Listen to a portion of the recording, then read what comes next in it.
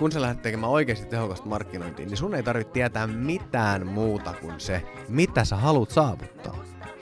Mut se sun täytyy tietää helvetin tarkkaan. Eli määrittelet ne sun tavoitteet, jotka sun mainonnalle on.